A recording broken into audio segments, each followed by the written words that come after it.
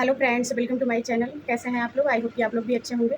अब सबसे ज़रूरी बात है 126 सीट को लेके बात कर लेते हैं। 126 सीट को लेके सब लोग बहुत ज़्यादा परेशान हैं। 126 सीट को लेके रिट फाइल हो गई है, हमें उसमें ऐड होना है, हम भी उस रिट में शामिल होना चाहते हैं। तो आप लोग क्या समझ रहे हो कि 126 सीट रिलीज़ होगी तो उसके लिए जो रिट फाइल है बस उन कैंडिडेट को दे दी जाएगी? तो आप लोग अपने आप सोचिए, 126 सीट अपने आप होल्ड नहीं हुई है। 2693 पोस्ट के लिए जितने कैंडिडेट्स ने एग्जाम दिए थे उनमें से कोई कैंडिडेट जाके होल्ड नहीं करवाया कि रिलीज़ होगी तो हमें मिल जाएगी, हमें मिल जाएगी।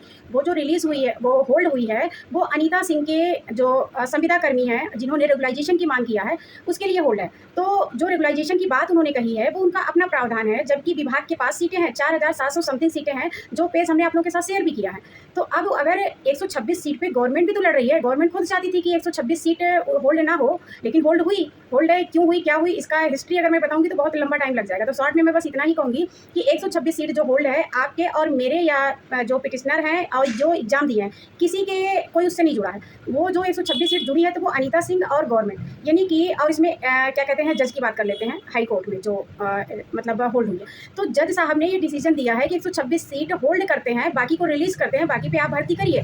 126 जब रिलीज होगी वो गवर्नमेंट उसके लिए ऑलरेडी लड़ रही है और 10 अक्टूबर की डेट फिक्स की गई है। और जिनको लग रहा है कि कल सुनवाई हुई थी, यानी कि बीता हुआ टाइम जो है, जिस दिन हियरिंग थी, यानी कि 18 को, कल नहीं परसों की बात करूँ, 18 को डेट लगी हुई थी अनीता सिंह की सुनवाई की, तो उसमें जज साहब ने कोई डिसीजन ना देते हुए 18 अक्टूबर की डेट को फिक्स किए हैं। तो 18 अक्टूबर का आप वेट करिए। अगर 18 अक्टूबर को रिलीज होती है सीट तो पहला राइट तो उनका बनता है जो डीबी से बाहर है, क्योंकि 2567 के लिए 15 गुना बच्चों को डीबी के लिए शॉर्ट लिस्ट किया, ठीक है। तो उसी तरह से 126 के लिए 15 गुना बच्चों को शॉर्ट लिस्ट करेंगे। हाँ, ये बात और है कि ऐसा नहीं कि डीबी आप दे लेंगे और आप 100% श्योर हो जाएंगे तो 126 पे आप ही को मिलेगा, तकरीबन 500 बच्चे शॉर्ट लिस्ट किए जाएंगे। तो कहने का मतलब है फिर मेरिट बनेगी, जिन बच्चों के ज़्यादा मार्क्स है सिलेक्शन उन्हीं का होगा। जैसे जो बच्चे डीबी से बाहर, मतलब डीबी दिए हैं उसके बाद फाइनल रिजल्ट से बाहर है, इसका ये मतलब नहीं कि उन्हें नहीं मिलेगी, उन्हें भी मिल सकती है, ठीक है। राइट जो है ऐसा ही है, बाकी जो चीज़ें हो सकती हैं। आप लोग देखिए एलिजिबिलिटी को लेकर जो इतना बड़ा मुद्दा चल रहा है, और बाकी नोटिफिकेशन, दो मुद्दे मेन हैं। एक एलिजिबिलिटी का है, बीए बीएससी का जो चीज़ें हैं, और एक नोटिफिकेशन है जो 31 अगस्त का है। सबसे इंपॉर्टेंट और मजबूत पक्ष हैं तो यही दो हैं, ठीक है। और काउंटर में बीएससी और 2 साल एलिजिबिलिटी का लेके तोड़ मड़ोड़ के जो चीज़ें आयोग ने प्रेजेंट की है, अगर उसको जैसा आप सही मान लेते हैं तो वो एक मैटर तो क्लोज हो जाएगा। अब कोई टीका टिप्पणी मत करने लगना कि मैं लखनऊ की बात कर रही हूँ कि हाँ वो रिट क्लोज हो जाएगी, वो मैटर खारिज हो जाएगा, ऐसा मैं बिल्कुल नहीं कह रही हूँ। जो ऑथेंटिक चीज़ें हैं जो हैं वो मैं बता रही हूँ। और उसके बाद नोटिफिकेशन जो चैलेंज है ना, उसको तो कोई भी नहीं है, मतलब ऐसा नहीं कि ये मैटर खारिज नहीं हो सकता, ये भी खारिज हो सकता है, बिल्कुल हो सकता है।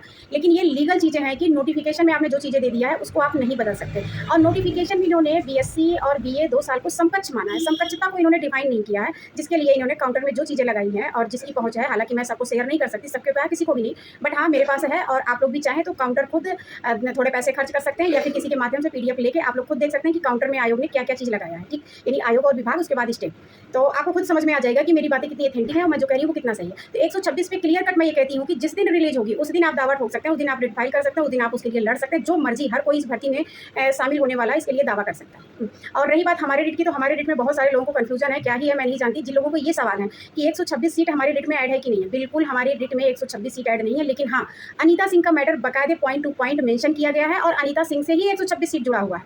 तो 126 सीट के लिए हम अलग से दावा नहीं ठोक सकते, क्योंकि हम जज के खिलाफ एक रिट नहीं फाइल कर सकते भाई, और उसके लिए बड़ा लंबा प्रोसेस है, बहुत सारी चीज़ें, अगर लीगली चीज़ें आप ढूंढेंगे तो आपको भी मिल जाएंगी। अगर किसी जज के खिलाफ आपको आवाज़ उठानी है, जो भी चीज़ें हैं, और वो इतना लंबा यहाँ डिफाइन नहीं कर सकते, और ना वो मैं कर सकती हूँ और ना मैं करने वाली हूँ। तो जिस दिन 126 से रिलीज होगी उसके लिए मैं ज़रूर आवाज़ उठाऊंगी, आप लोगों के हित के लिए ज़रूर बात करूंगी, भले ही मुझे ना मिले।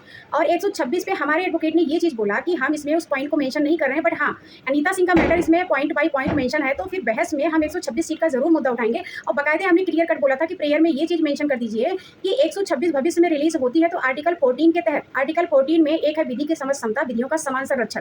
अब इन दोनों पॉइंट बहुत सारे लोगों को सेम लगेगा, और इन दोनों पॉइंट को मैं यहाँ डिफाइन करूंगी तो लोगों को लगेगा कि अब ये पढ़ाने का भी काम शुरू कर दी। तो आप लोग अपने स्तर से सोशल मीडिया के माध्यम से इन चीज़ों को अच्छे से समझ सकते हैं। अगर आप विधि के समझ समानता, विधियों का समान संरक्षण, आर्टिकल 14 यूँ कहें, आर्टिकल 14 को अच्छे से अगर आप समझ लेंगे तो आपको समझ में आ जाएगा कि मैं 126 सीट को लेके जो चीज़ें बातें कर रही हूँ वो 100% ऑथेंटिक है।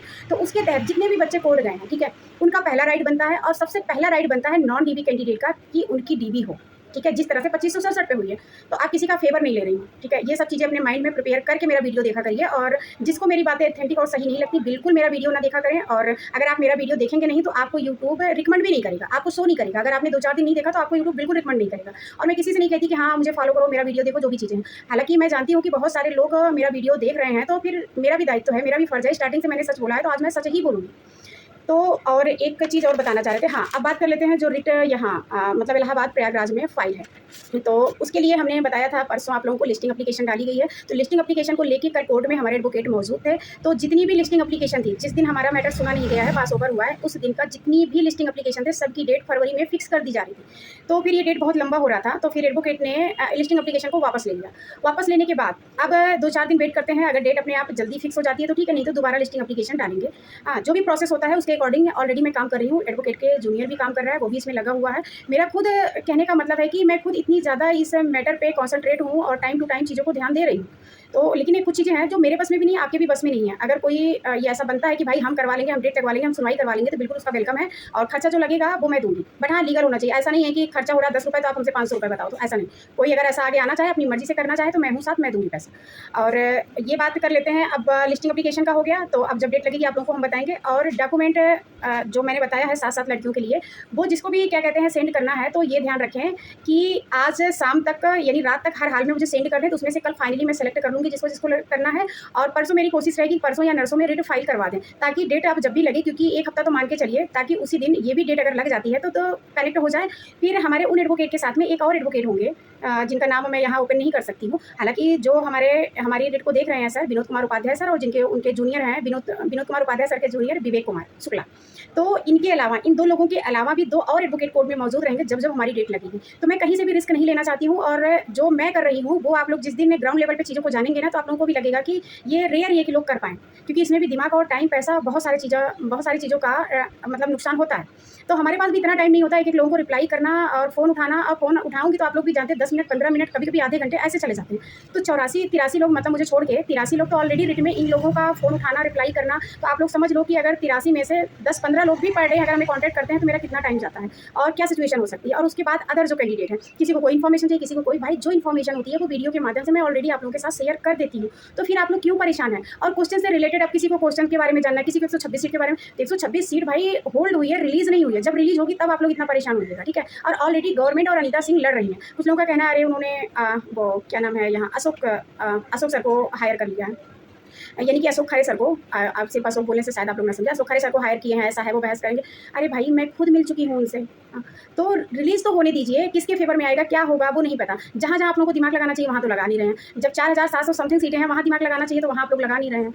अरे मैटर ऐसा लेके जाइए, ऐसा ग्राउंड बनाइए कि भाई अगर 126 के लिए आपको बनाना ही है, तो जब 4700 समथिंग सीटें हैं, जिसमें से 2400 कुछ सीटें आयोग ने नियुक्ति पत्र दे दिया है, तो जो बची हुई सीटें हैं, तो वो जब 50% सीटें रेगुलाइजेशन और क्या कहते हैं ये प्रमोशन, रेगुलाइजेशन और प्रमोशन दोनों अलग-अलग चीज़ें हैं। तो इनके लिए जब आपने प्रमोशन के लिए ऑलरेडी मेंशन कर रखा है कि वो लोग कितने दिन जॉब कर रहे हैं, उसके आधार पे उनकी मेरिट बनाएँगे कि मतलब कितना टाइम हो गया उनको काम करते हुए, और या फिर उनकी एजुकेशन क्या है, उन सब के आधार पे आप उनको 50% सीटें दे रहे हैं। तो वो यहाँ इंक्लूड आपने किया था, और कोर्ट के अधीन जब स्टे लगा है, 126 होल्ड हुई है, तो अब तो ये चीज़ साबित है ना कि इनके पास सीटें हैं। तो ये अपने पास है जो 50% सीटें इन्होंने रख रखा प्रमोशन के लिए, उसमें से अनीता सिंह को दें। ये सब मैटर लेके जाइए ना कि जब इनके पास सीटें हैं, क्योंकि ये एविडेंस है, ये हमने जो पेज शेयर किया है वीडियो में, ये ऑथेंटिक है, तो इसको आप लेके जाइए कि जब इनके पास सीटें हैं तो 126 हमारी होल्ड क्यों है। फिर जब रिलीज़ होगा तो ऐसा नहीं है कि पर्टिकुलर किसी एक का उस पे दावा होगा, तो रिलीज़ होते ही क्या हाल होगा आप लोग खुद देखिएगा।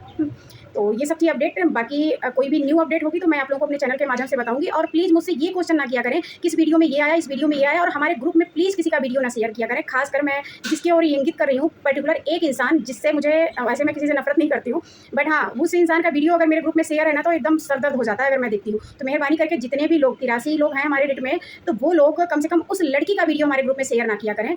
और क्योंकि कितने लोगों की इन्फॉर्मेशन ऑथेंटिक है, क्या है, आप लोग पिछली चीज़ों को कोरिलेट क्यों नहीं करते, जो बताया गया वो कितना सही है। तो इस समय ईमानदारी, मेहनत और चीज़ों को अगल-बगल देख के आप लोग चलिए, अपना माइंड खुद कंसंट्रेट करिए चीज़ों पे। किसी से क्वेश्चन पुट अप करने से पहले आप खुद देखिए कि वो चीज़ें कितनी ऑथेंटिक हैं। और आप ही जैसे लोग ऐसे-ऐसे लोगों को फॉलो करके नमक मिर्ची लगा के लोग चीज़ों को कहाँ से कहाँ ले जाते हैं, कहाँ से कहाँ प्रेज़ेंट करते हैं, तो आप ही जैसे लोग उन्हें बढ़ावा दे रहे हैं ये सब करने के लिए। तो उन्हें देखिए, उन्हें फॉलो करिए जो रियली में ऑथेंटिक है, जो आने वाले टाइम में चीज़ें सही साबित हो रही हैं। जिस किसी ने भी बताया, मैं ये नहीं कहती आप मुझे फॉलो करो, मेरा वीडियो देखो, जहाँ से भी आपको लगता है कि हाँ, आपको जो चीज़ें ऑथेंटिक मिली वो आगे हुआ। मुख्य सेविका भर्ती को लेके जो मैंने कल वीडियो बनाया था, आप लोगों को कॉन्टैक्ट नंबर भी मैंने शेयर किया था। मैं वही बात कर रही हूँ जिसमें मैंने कहा था कि 7 लड़कियों के लिए रिट फाइल करवाने के लिए 7 डीपी की और 7 नॉन डीपी की। तो कुछ लोगों को बड़ा कन्फ्यूजन हो रहा है कि मैं कोई और तो नहीं हूँ, कौन है? तो मैंने अपना ही नंबर शेयर किया है, तो आप लोग कन्फ्यूज़्ड ना हो और इतने ज़्यादा लोग कॉल ना करो। आप लोग व्हाट्सएप पे मैसेज कर देंगे, मैं जब भी देखूँगी रिप्लाई कर दूँगी।